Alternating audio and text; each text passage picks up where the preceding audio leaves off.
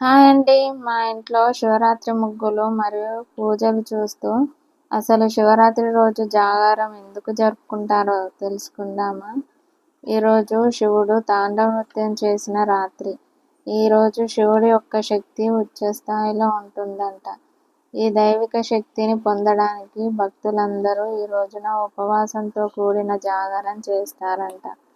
సముద్రమథనం అప్పుడు వచ్చిన భయంకరమైన విషం వల్ల సృష్టి అంతమవుతుందని శివుడు హలాహలాన్ని తాగేస్తాడు. ఈ కారణంగా లోకమంతటా మహాశివరాత్రి జాగర దీపాలు వెలిగించి ఉపవాస దీక్షలో ఉంటారు. శివరాత్రి రోజు శివుడికి అన్ని రకాల పండ్లు మరియు పంచామృతాలతో అభిషేకం చేస్తారు. ఈ రోజున శివపార్వతుల కళ్యాణం చూస్తూ మరియు ధ్యానం చేసేవాళ్ళు ధ్యానం చేస్తూ జాగారం చేస్తారు. సతీదేవి ఆత్మదహనం తర్వాత శివుడు ధ్యానంలోకి వెళ్ళిపోతాడు. సతీదేవి అవతారమైన పార్వతీదేవి తన ప్రేమని గెలిపించుకోవడానికి కొన్నాళ్ల పాటు శివుడి కోసం తీవ్రమైన తపస్సు చేస్తుందంట.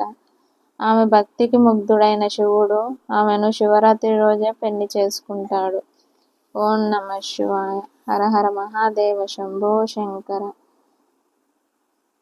మా ఇంట్లో జాగర దీపం అయితే ఇలా వెలిగించామండి. ఈ పూలన్నీ మా పెరట్లో పూసినవే.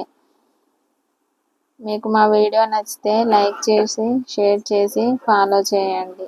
Bye friends.